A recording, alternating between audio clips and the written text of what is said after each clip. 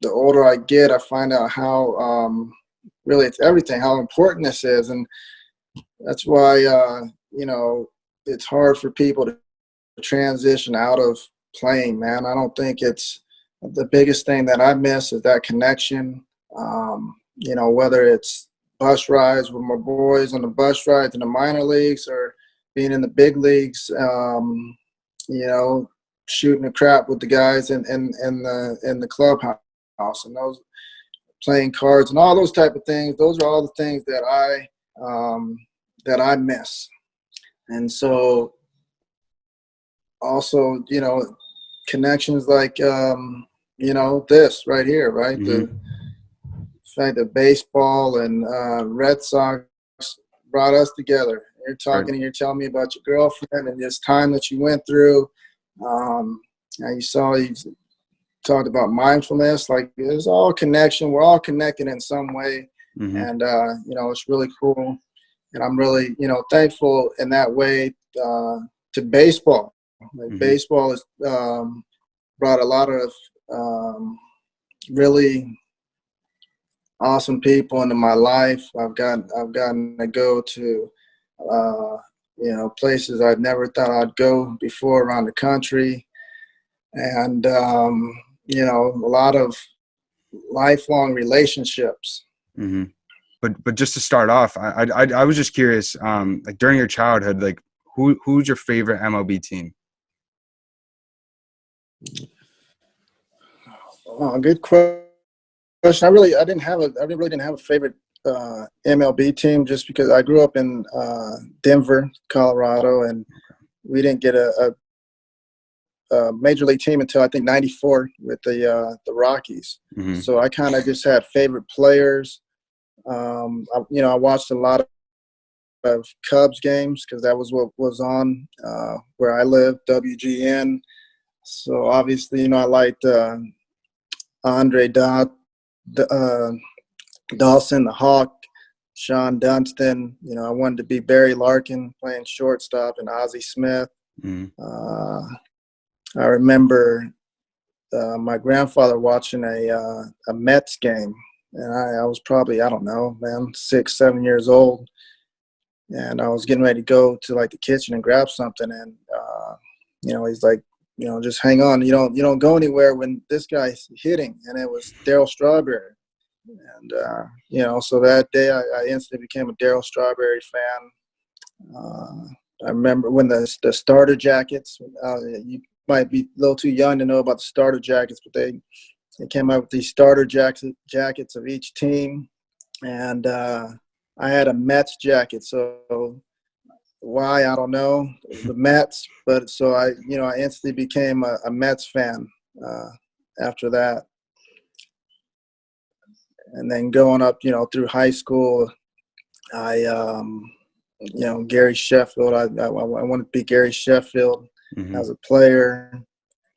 Also, Ellis Burks. You may know Ellis Burks. He played with the Red Sox as well. Yep. He was I met him when he was playing with the Rockies, and he became a mentor of mine then, and has really helped me in many ways throughout my career. You know, guided me, you know, through the minor leagues and beyond. So, yeah, not really any favorite teams. It was more just strictly just players.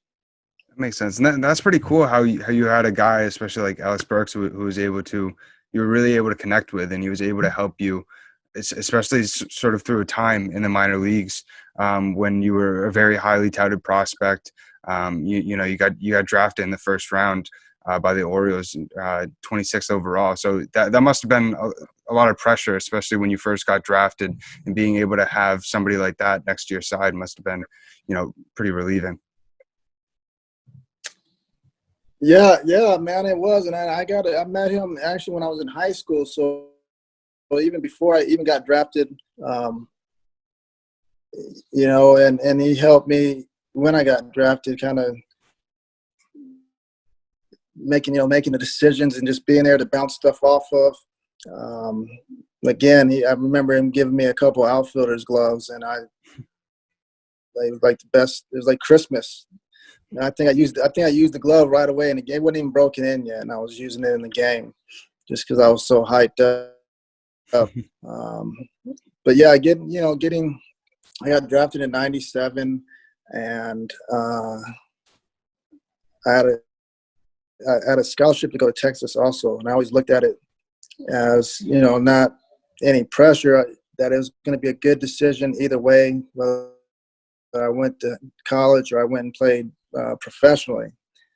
Uh, Looking back on that, when and then like I said, I got drafted in '97. You're coming up, you're going through the minor leagues, and it was a different era then, different era, and a lot of different things going on. And so I think that's when it was just really pressure for me. Pressure. When I say pressure, also my second year of pro ball, my mother passed away, right, and so that was obviously tough to deal with, and you learn very quickly in pro ball that a lot of times, like when you're a professional, people come watch you play. They don't necessarily know what's going on in your life, right? They just know what they're seeing, and that could be a fan or that could be a scout, right? In minor leagues, even big leagues, you get scouted.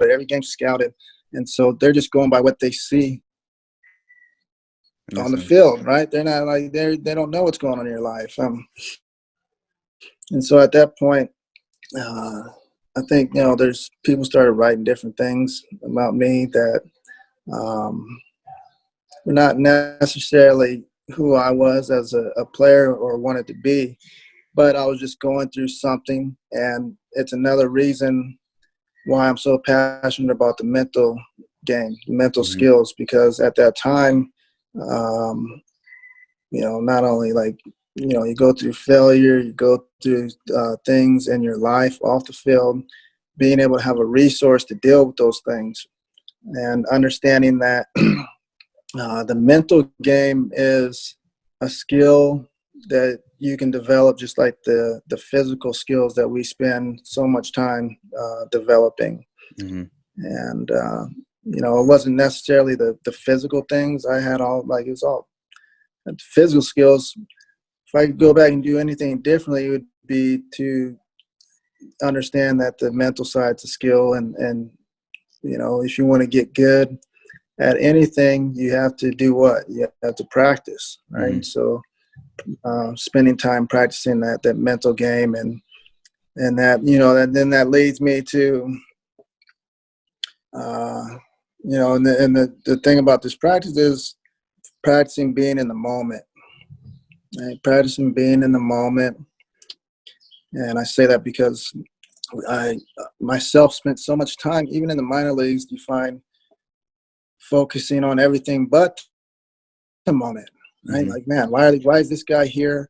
Why am I batting here? Like, there's just so many different variables that take you away from your process and being in that moment. And so obviously, as I've gotten older and I started to understand better, is that obviously all we got is right now, this moment right now. The future and the past are two things that don't exist, right? There's stories in our head, and then we learn that we can tell ourselves any story we want, but the one thing that we have control over is our process and this moment right now. And so these are all things that I started learning more at the end of my career and when I retired.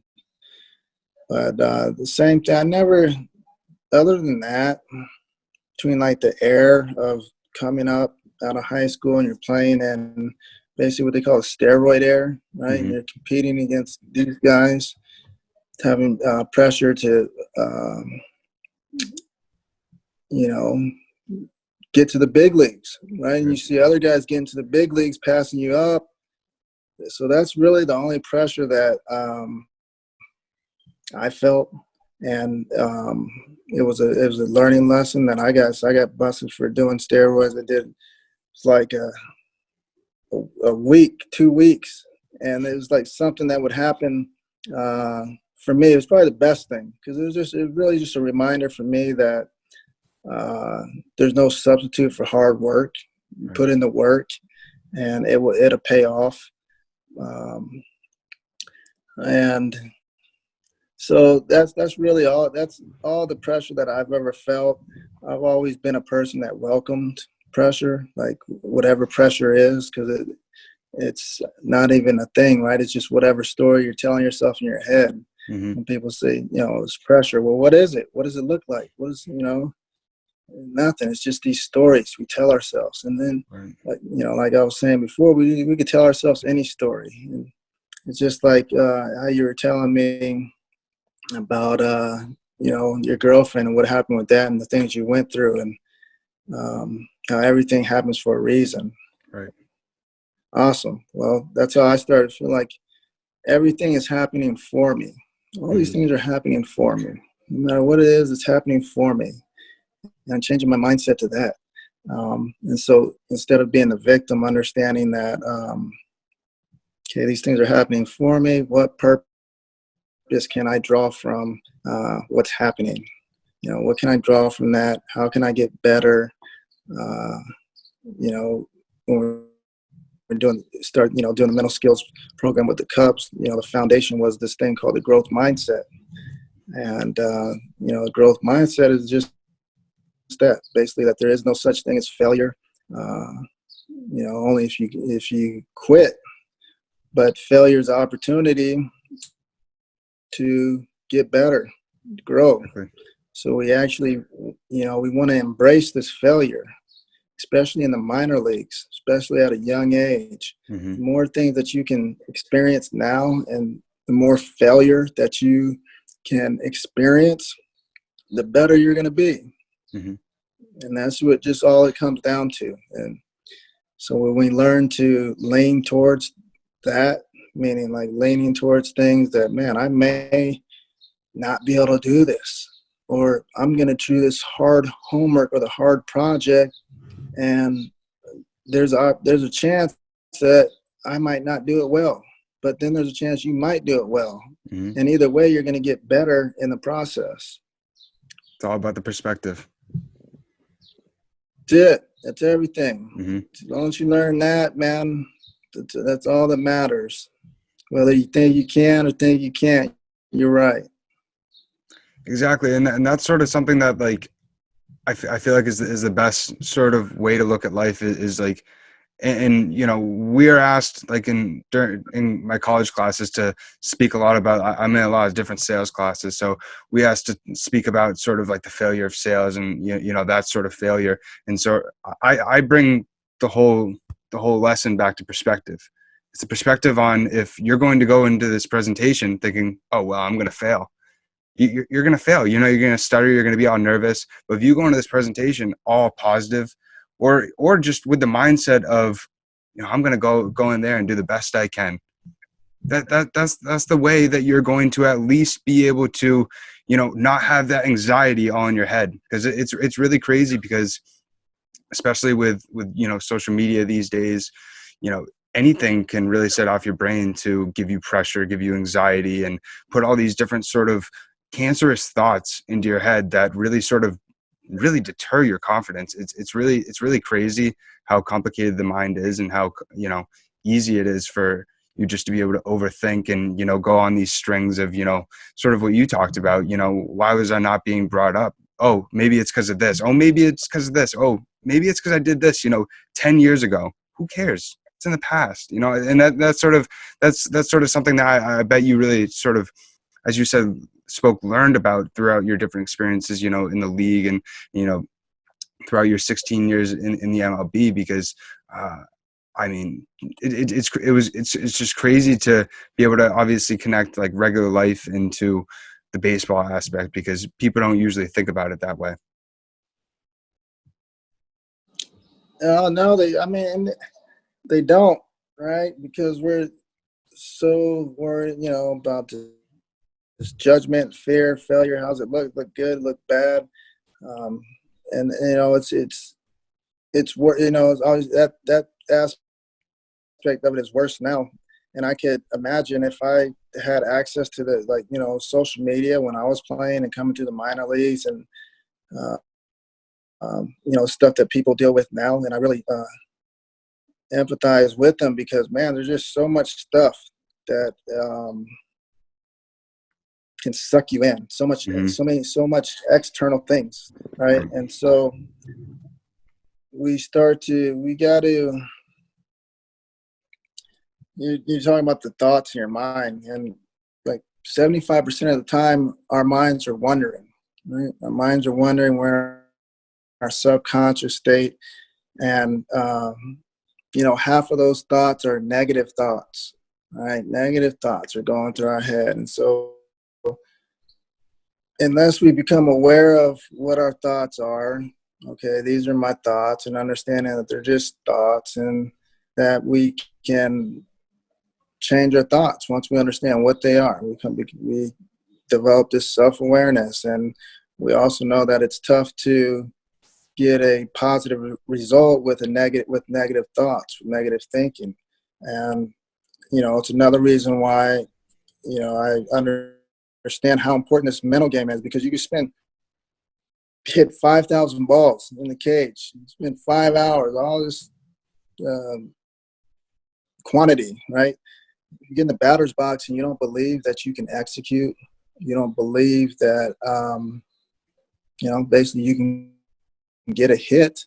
All that time that you spent in this training is null and void, right? We're just hoping. So, being able to lock into that mental game, the mindset, it all starts with the mindset. Everything, and we start to understand that we can create whatever we want to create. Hmm. And you talked about perception. Yeah, perception is huge, right? Especially in baseball, where you're playing a game where they're telling you are going to fail more than you're going to succeed. Like, what other job can you fail 7 out of 10 times and still be considered good, Right. basically a Hall of Famer, 300? No, nothing. So it's probably important. It's also a game that as a hitter, you can do everything right. Do everything right. You hit a missile right at someone. You're 0 for 1. Does that mean you failed? So that's why that perception of all these things is so valuable, of what's going on. Because the next thing you look and you're 0 for 10. Oh, my swing's messed up. Oh, everything. All these things are going wrong. And where's our mindset at? You know what I'm saying? Right. Mm-hmm. Yeah, and especially like with so many players in the league, you just comparing yourself to just like other people, you know what I mean? Like how is that person better than me? And then just like beating down on yourself, especially as like a player where like your dream and passion is to be as good as possible with this, and with just having the sort of inkling in the back of your mind that these fans, what do these fans think? And it's just even crazy to even look at it at a broader perspective from that, because I've never really thought about it that way. And then just like being in the day and age that we are in right now, if you see it all the time in Boston. I mean, you can point out like 1 to 2, Carl Crawford, when he came to Boston, it just, the mental game, the media was just after him left and right. And, maybe that had to do with how he was able to play. I don't 100% know, but you could say the same thing about a guy like John Lackey. You know what I mean? And it's interesting that you were actually able to be around those guys during those times. But I mean, just as a fan, that's the biggest thing that you're watching on like Nesson, is that the media is just tearing them apart. And once you just saw, especially John Lackey, when he was able to just focus in on one pitch, one up at bat, you know what I mean, every single start, he was just able to be lights out. And you could even say the same thing about David Price, that even closer to now. I mean, it's just crazy how like these big sort of franchises, big sort of cities, where all this pressure is just put on this player because of the amount of money that they're making, and the perception that the fans have, that the media has, that the franchise has, that they're going to do these specific things, and if they don't do these specific things, it's essentially a failure. It's just got to be crippling in pressure. And it's something where, like, as a fan, obviously I'm very critical about that. Just in the sense of, you know, if a guy goes and lets up 6 runs, 3 starts in a row, and you know we're paying him $30 million. You know, as a fan, I'm like, are you kidding me? Like I get upset about it, but I don't really think about the whole human factor of, you know, that's a person. You know, they have the same sort of, you know, mental abilities, you know, anxiety that I live as well.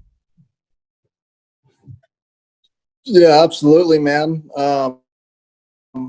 You know, obviously, I've never gotten a payday like that, so I don't know how that feels. But basically, what we as players and as humans, we when we are focused on things that we can't control, we get anxious, we get stressed, man. Or we're focusing on, you know, our bats before and the past, and we get depressed. You know, Boston is not for everybody, you know, because it's really awesome when you're winning, and it's not as awesome when you're losing. But Mm-hmm. I know that I really loved that there was an expectation level. Like I played other places where there wasn't an expectation. You just, Mm-hmm. whether you won or lost, it's like, oh, whatever, you know. But people in Boston, they expect to win, and when you brought up John Lackey, honestly, you know, I love the guy for more reasons than one. You know, he's a winner, and he goes out there. And that time that he was in Boston, I know he pitched one year. He was hurt, but people didn't know. You know, no one knew. He went and had his surgery. He came back. You know, I'll never forget that year. It might have been 2012 or 11. I think it was, yeah, it might have been 11, 10 or 11 before he had his surgery and he was out. But it'd be the first batter of the game. You give up a hit and they're already booing him. Boo. I don't know if, you know, you don't ever know how it feels to get booed until you get booed, Right. especially by your home crowd. And then, you know, to see him come back and do what he did and get a World Series ring, man, is just it's poetic justice, man. It takes a lot of mental toughness to be able to do that, to bounce back like that. So I love that. I love stuff like that. Always cheer for the underdog. Um, but yeah, definitely playing in Boston, that'll make a man out of you. You know, you gotta have a short-term memory. I remember, I think my key to playing there was just I didn't read anything, so I didn't know what was going on. You know, I didn't want to hear when if I was doing really well or really bad. So I just got to a point where I just didn't even look at anything. So I didn't know what was going on, because I think that's again all the stuff out, media outlets, social media, papers, everything that's going on, man. You can get sucked into that stuff really quickly, and Mm-hmm. you'll forget how you even got there. Yeah, absolutely. I mean, you really couldn't have started off your Red Sox career any better. It was crazy, sort of like reliving, especially like your first up at bat with the Red Sox, and it was also just sort of crazy because when I was researching before this interview, um, just specifically from what you were able to do in that first game, you know, there was like a lot of firsts, you know, first Red Sox player do, you know what I mean? So like when you pinch hit in the bottom of the eighth, and then you got a double, and then you hit a game tying home run. But just so I guess you became the 9th player to hit a home run for your first Red Sox at bat. And then you were also the 3rd person ever to hit a pinch hit Red Sox first hit home run, which is crazy in all the Yeah, history of the Red Sox.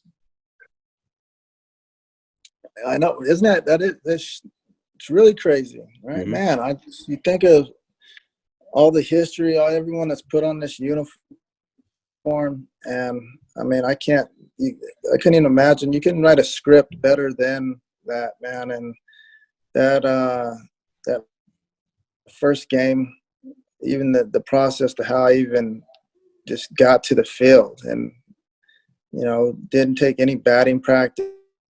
practice, anything. Got to the field late and basically put on my uniform and got to like the 8th inning, and Tito's like, if Veritek gets on, you're going to pinch hit for Reddick. And Reddick and I, we got called up the same day together. So now I'm pinch hitting for the guy that we got called up together, and the rest is history. And again, like I said, like just the fact of just no batting practice, anything, like Little League, just show up and basically play, right? And we get to pro ball and we put so much stock into like, oh, I got to do my pregame, I got to take batting practice, I got to do all these things before the game. None of these things that we did in Little League, right? We showed up in Little League. Probably didn't sleep the night before because we were visualizing and dreaming about the awesome game that we're going to have, and just being excited that, oh man, I got a tournament. We're going to play like 2 or 3 games today. Pumped up. I think, as you get to pro ball, you lose that type of dreaming and visualizing, because we get so much information put in front of us, and obviously there's more games and more failure. But that moment in that game, it was just one of those things that I dreamed about and visualized as a kid. You're playing wiffle ball. My brother and I, we used to play wiffle ball in the neighborhood, and we used to love to be able to play in the tennis courts, because then we had fences, right? We could hit like really real home runs. So, you always, as a kid, you put yourself in this position, bases loaded, 2 outs, 9th inning, right? That's what we did. And then to come in, have that come full circle, being in Fenway Park, bases loaded, 2 outs, and now batting, Darnell McDonald. Like, it's people like, were you nervous? Were you this and that? And I was like, man, I had to think about it. And I was like, no, I wasn't nervous. And it was like, why? Because I'd already been there. Already been in that position. Right. And now, like, it was just playing out. And if you watch the video of it, it's like it happened. The ball hits off the wall, the walk off, and I'm coming around, and I'm just like, okay, we won the game. And it really didn't hit me until I look up and I see everyone, teammates running at me and how pumped up they were. And the fact that I think the team was on like a 6-game losing streak, so you know what that means in Red Sox Nation. Like, it's straight, alert, red code alert, 6 games, like, whoa. And so, that was huge. But it was the next day. It was actually the next day that I found out like how big it was, because I was commuting from Pawtucket to Boston. So on my way to the game field the next day, I got pulled over. The cops, can I get your license? And I give him my license, and he looks and he goes, good game last night, Mr. McDonald. And he's like, by the way, I just want to let you know we have some speed traps set up here, so just be careful in the future coming through here. He's like, good luck tonight. And I was like, what? Like, damn, the nation ain't no joke. These Red Sox fans don't mess around. And that's when I really realized like how big, that moment was. And it just got better from there, just being able to play there for 2 years and be able to play with those caliber of players and teammates, and even more importantly than that, just really good people, man. These people, good people, is some of the best times of my life. And actually, the fans and just the people around the ballpark, those are all the things that I really missed the most about that place.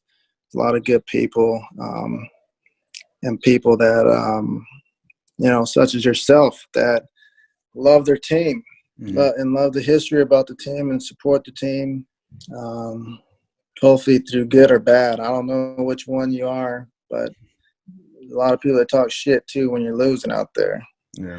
But no, that's okay. I mean, Yeah, I mean, I can completely understand just from a fan perspective. When you go to Fenway, there's just like this sort of different feeling. I can remember it like it was yesterday, the first time I ever walked into Fenway. It was kind of funny. I remember running upstairs. My dad told me I was going to my first ever Red Sox game, and before the show, I told you about how big of a Red Sox fan I was growing up. So I was 10 years old when I first went to my first ever Red Sox game. So I was literally waiting for Mm. like 8 years since I was like I mean to be able to go to a Red Sox game and being able to go through that tunnel and you're just like you go through and you see the Green Monster and you're wow, like this has been here for it's now like 105 100 and something years now, but you're like wow, this is one of the oldest stadiums in history, and you can just feel the atmosphere. And I've been to 10 other stadiums just as like a fan, and I've never felt Hmm. that sort of feeling of just the passion just screaming through just like the stadium of just like the fans, other than from City Field, Met Stadium, and it's just sort of No just way. what you No say. way. Met Stadium, City Field. I got Yeah. that. I got that feeling just because it might have been just because it was a rivalry because it was the Washington Nationals versus the Mets, but just every single hit that Mm. they had, the whole stadium erupted. Like it was just like Really?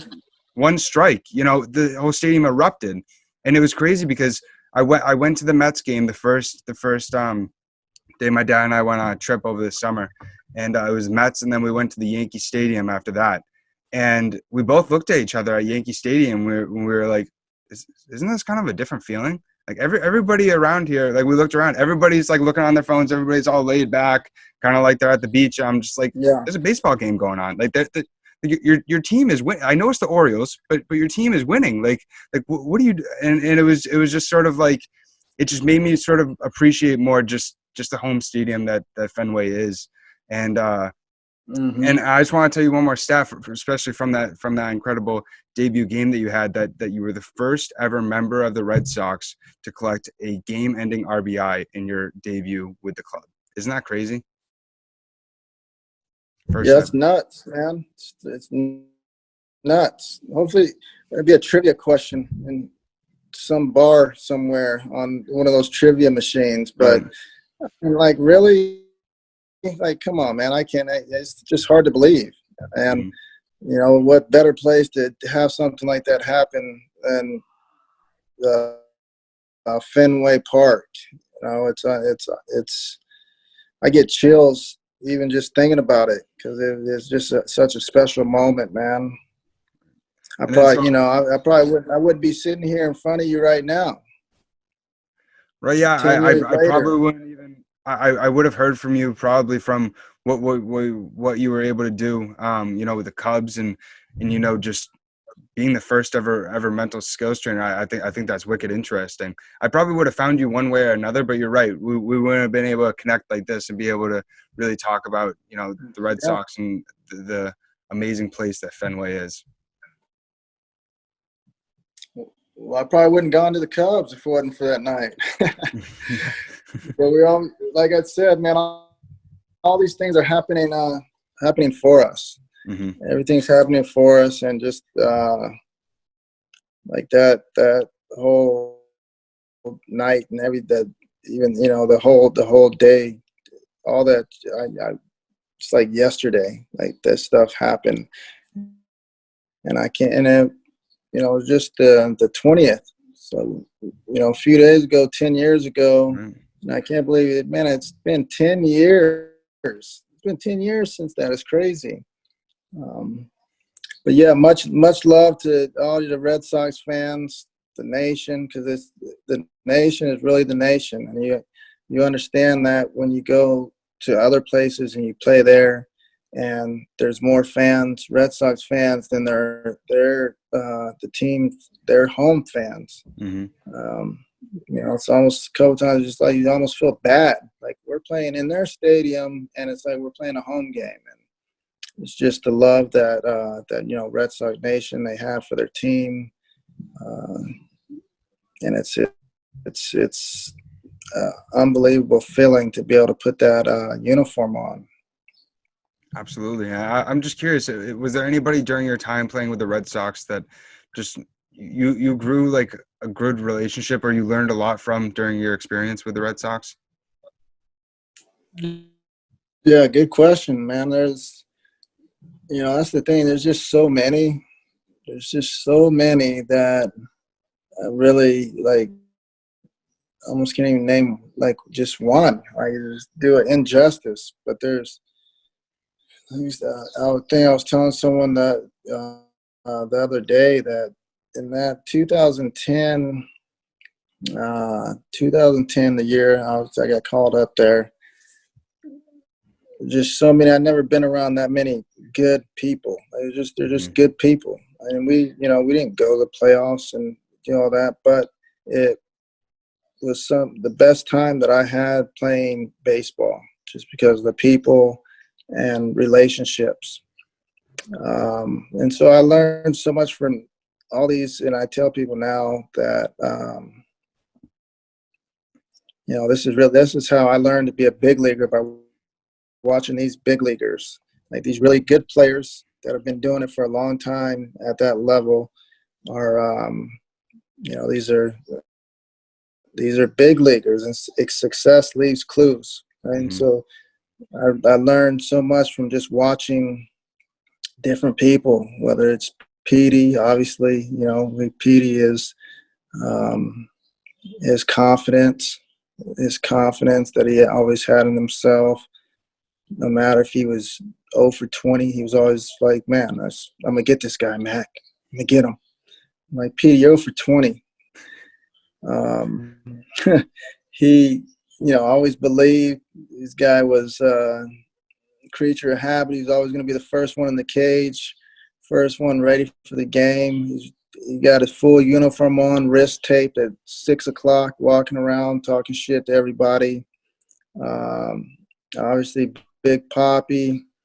Uh, I don't think people realize how hard he works at his craft and studies pitchers, and uh, obviously the fun that he has playing, that Hmm. fun, and just his swagger run is attracts a lot of people. They feed off of that. So Right.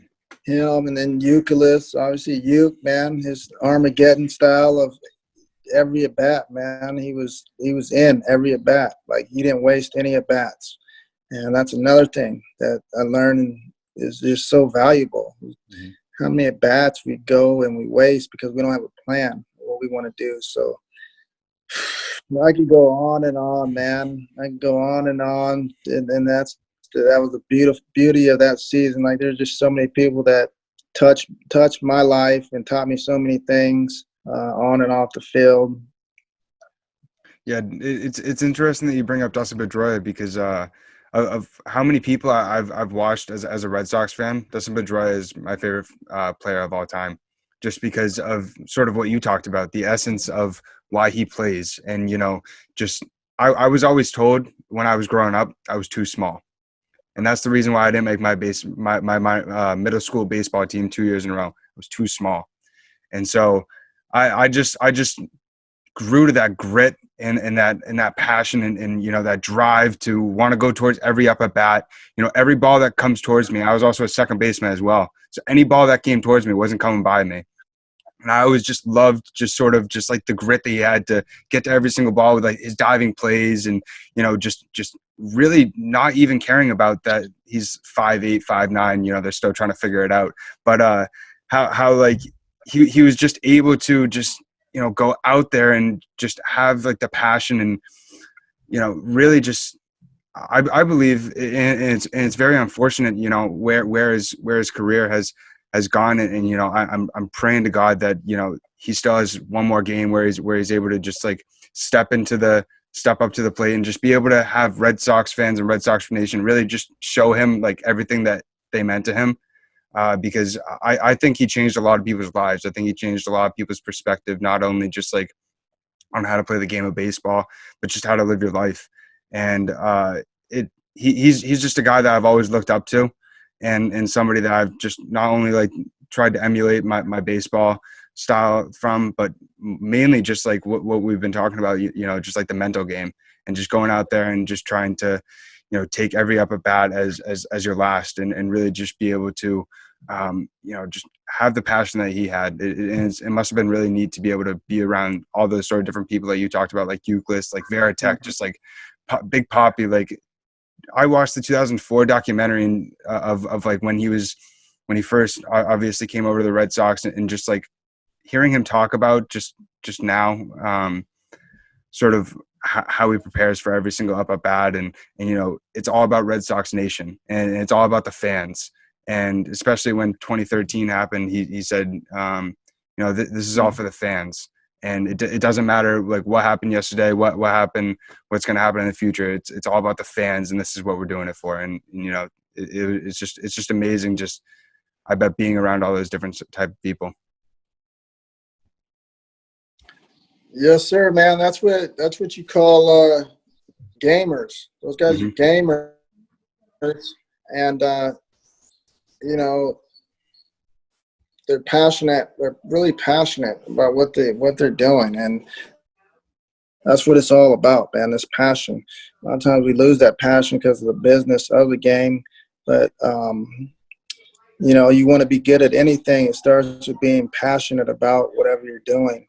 And like I said, it's tough to the hardest part is doing that or having that passion when things aren't going well for you, right? And I'm sure you can remember when Pedroia's rookie year, he started off struggling. They were getting ready to send him down, right? And I remember he said something in the media about, you know, just wait.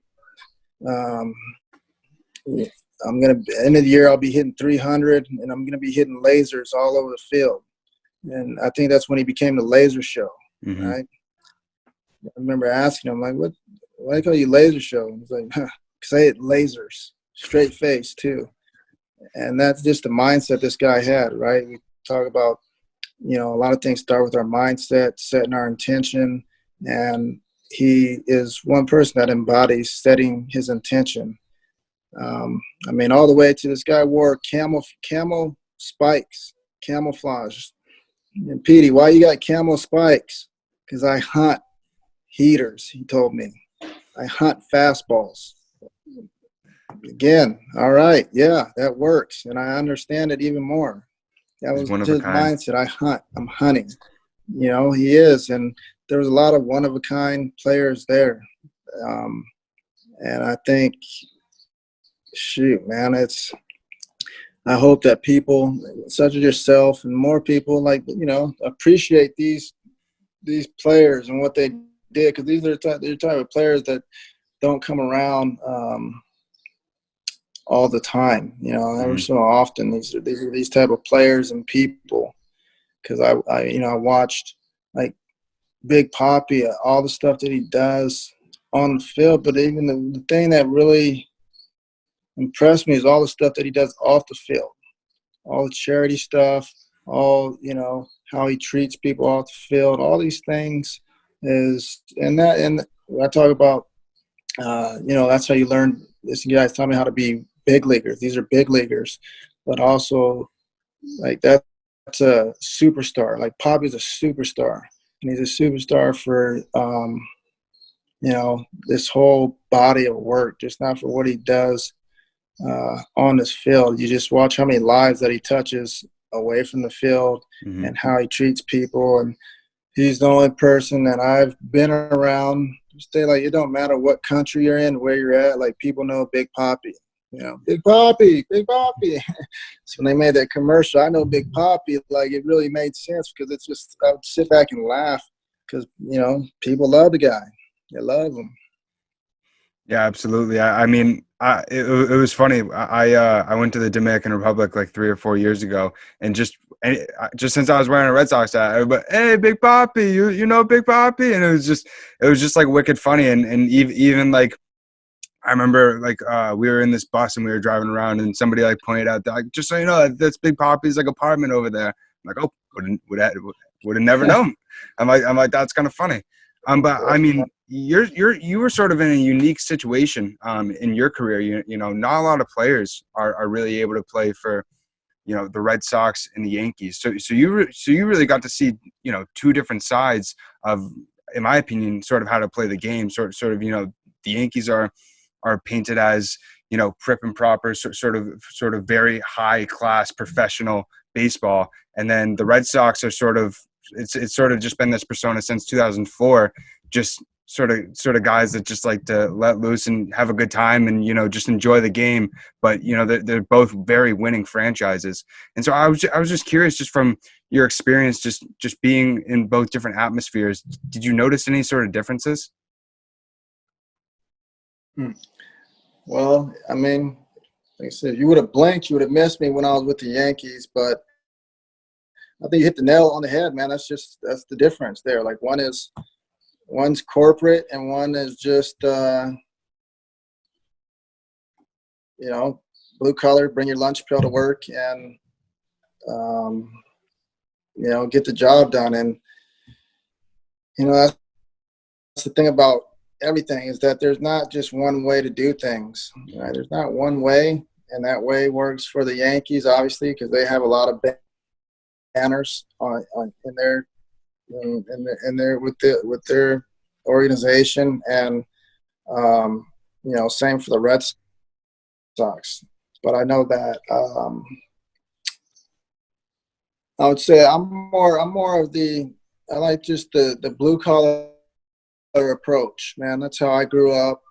It was just like natural for me to be with the Red Sox, man. Mm-hmm. And it was really where I played my best. And, you know, they brought the best out in me because it was in a place where they were like, man, yeah, we don't care. All we care about is like winning, right? We don't care what you look like, what you're wearing, any of that. Come play to win games. That's it. And that's, yeah, that resonated with me. That's how I always came up and how I always felt. You know, whether it's high school, same thing where we won a lot, and then you go into pro ball and the minor leagues. And the minor leagues, especially back then, were more like the Yankees, right? There's just so many rules for everything. It's like so many things that at the end of the day, you weren't even thinking about baseball anymore. And you know, so it's refreshing to be in a place where they're like, man, just show up and play the game, play the game the right way. And, you know, so I appreciate that, but I also appreciate the Yankee style, man, because at the end of the day, what I like, man, and what's really fun for me is winning. I like winning. So, Right. You know, that's how I have fun by doing that. So, you know, two different ways. They both work. I know that where I felt at home the most was obviously with the Sox, especially, you know, Fenway Park. It's like you're playing in your backyard. Mm-hmm. Yeah, absolutely. I mean, you can even put an example to very recently when Garrett Cole got signed by the Yankees. I remember just the biggest talking point was, what is he going to look like with short hair? What is he going to look like without a beard? Like, who cares? Like, like who cares? Like it was, and it's just sort of crazy. The two differences, and you can sort of, it is fun, obviously, having that sort of rivalry, because not a lot of teams, just in sports in general, sort of have that kind of rivalry. And so, especially when I talk to Yankees fans, it's fun to be able to argue back and forth and just, you know, just show our passions for the teams and everything. So it must have been sort of just like a weird sort of switch for you, especially going from the Red Sox into the Yankees. But it's kind of interesting too, just you know, learning about how 3 days after you got with the Yankees, you play the Red Sox. And I was just curious, sort of, was that sort of weird? Was that kind of awkward? Were you like, oh, hey guys, it's good to see you, everybody? Uh, I think it was like a bad dream or a joke or something. Someone was Mm-hmm. playing on me, because I don't know if you know. Obviously, I was with the Sox. I had my locks, my dreadlocks, Yeah. and you know, I get picked up by the Yankees, and me, I'm just happy to be with another team and playing baseball. But I would say, to cut my locks off and get the Yankee way. Mm-hmm. I think I had 3 or 4 at bats versus the Sox, and that was pretty much my Yankees career. But it was just, man, it was a bad time in my life, man. That was just like, I was so sad to leave the Sox. It was Mm-hmm. like, man, it's like just like devastating. And then I got 4 at bats with the big league club, and they ended up sending me down to AAA, and I spent the rest of the year there. Um, I just remember I was just so pissed off every day, just mad. And I get home. I couldn't wait for the off season, so I get home in the off season, and it's like December. And I'm sitting there. I go check my mail, and I got something from the Yankees, and I look, and it was a playoff share. So they had sent me a playoff share, and it was something they didn't have to do. Like I said, I had 4 at bats with the team, and I Mm-hmm. went down to the minor leagues. And so, when that happened, I was pissed at Jeter before that, but after when I seen that check in the mail, I was like, all right, respect, all right, Jeter. Right. But that was a nice little gesture by the Yankees for doing that, and it made me feel a little bit better towards them, because before that they were kind of a bad word in my house. Right. The Yankees, Bobby Valentine, those 2 things we didn't talk about in my house. I used to have a Bobby Valentine magazine, and I had a big circle with an X in it, and it was like the Sports Illustrated when he was like that. I actually, for some reason, that blanked my mind that you actually were part of that team when he was there. Was it sort of like, was it like a weird atmosphere as much as it seemed like from a fan perspective? Because it was, I mean, it was really sort of interesting. I mean, especially when he did something that no manager usually does. He would go out and talk to the pitchers just as like a regular pitching coach, and wouldn't even take them out. And it was funny just hearing the announcers be like, oh, is he going out? Oh, no, I guess Bobby isn't going to be taking him. Oh, okay, I guess he's staying in. And it was just such a weird and awkward sort of time in Red Sox history. I remember like it was yesterday. I was watching his press conference, and it was right after Terry Francona left. I was watching his press conference, and I'm like, oh, this is going to be exciting. Like, I can't wait for this. Like, it's going to be a new chapter in Red Sox. It's how it is every single time that they hire somebody new. I'm like, it's going to be a new chapter in Red Sox history. Like, this is going to be the start, like something great. And I mean, it was just sort of an awkward and weird year. You know what I mean? I know what you mean. You pretty much summed it up, man. That's about how it was. In a nutshell, awkward and weird. That's a great explanation, and for everybody. But lo and behold, the following year, the Sox won the World Series. So, This was a blessing in disguise. everything's happening for you, Sox fans. Exactly. And then some like you sort of had like an interesting I guess tidbit in your career where you actually got to pitch for a few innings, and it was in the 17th inning against the Orioles, and the Sox were getting smacked, and you were the one to go in and pitch. And I wanted to ask you sort of how do like managers figure that out? Did Tito just say, "Darnell, you want to pitch," or did you raise your hand, or how did that really come about?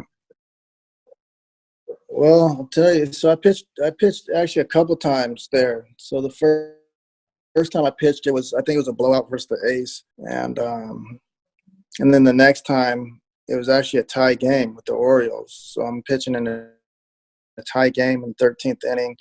Adam Jones hits a 2-run homer and whatever. I get the loss, and I think that's same. So I pitched that inning, and then I doubled down by ending the game. I think I grounded into a double play or whatever. I made the last out. So I got the loss as a pitcher, and I made the last out.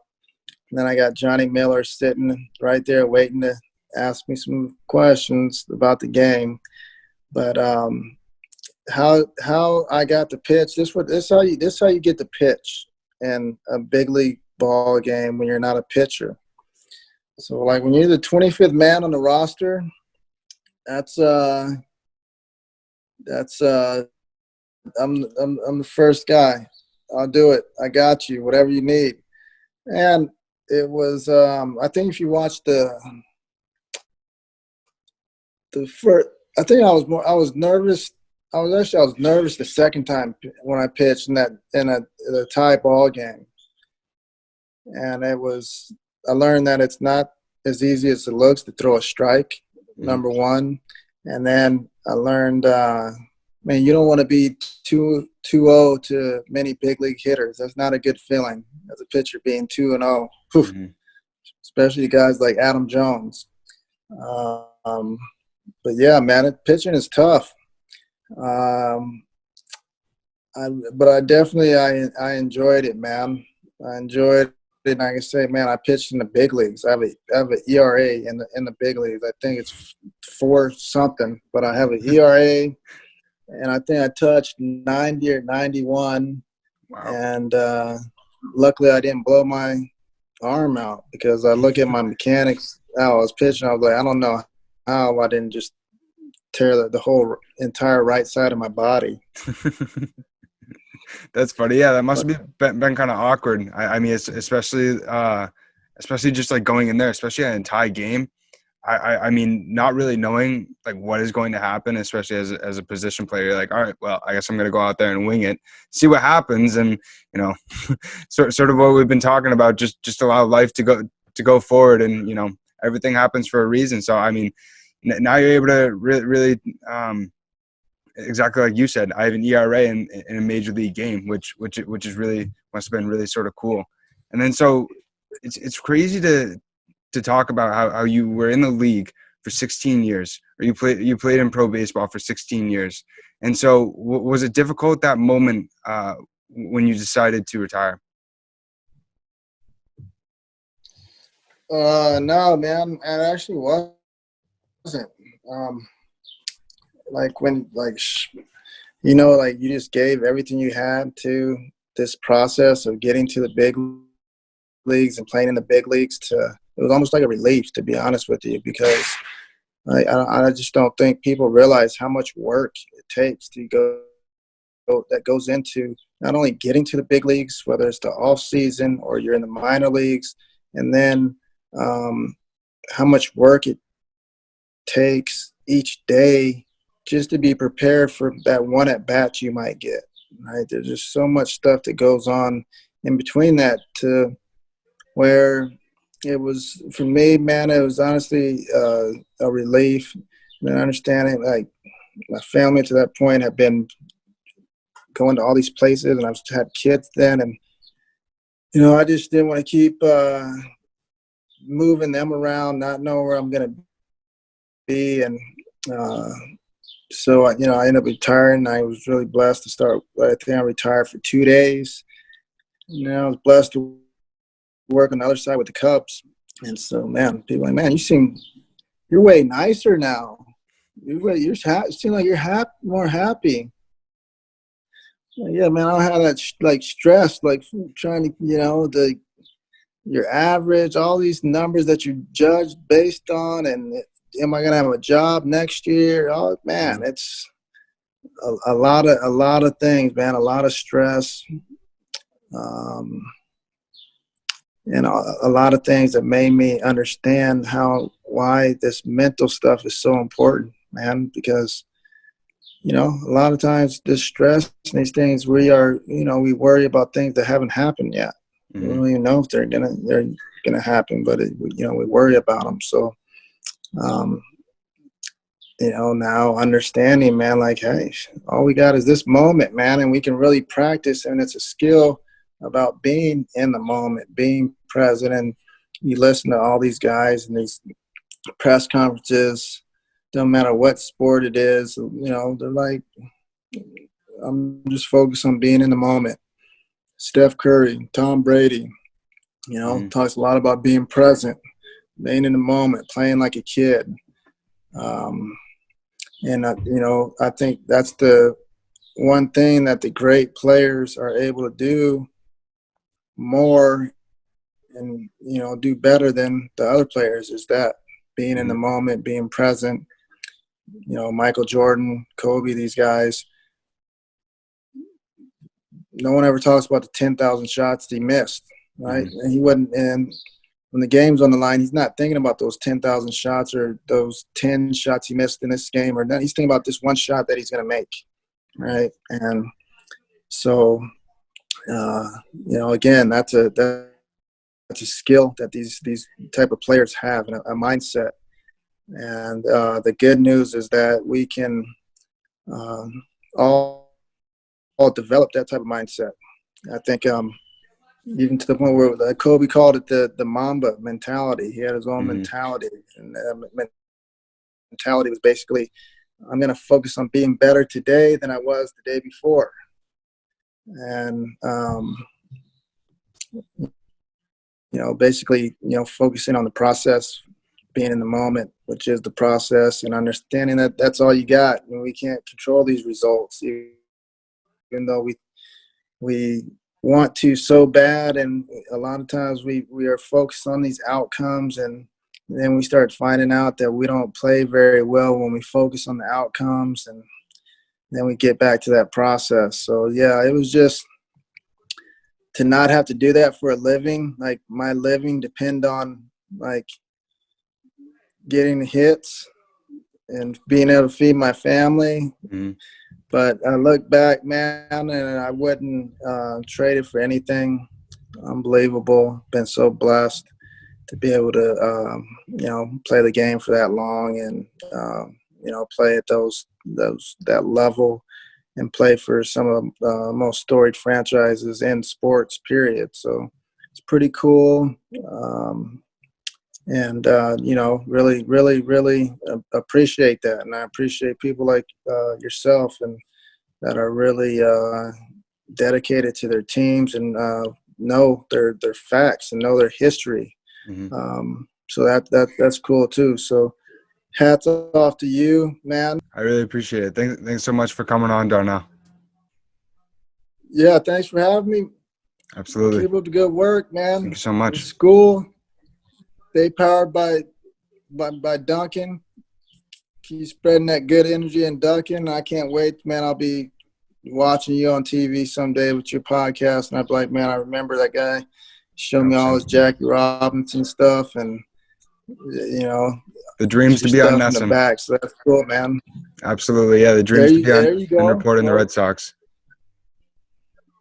Well, you will. You'll do Appreciate that. it. I can't wait to watch you, buddy.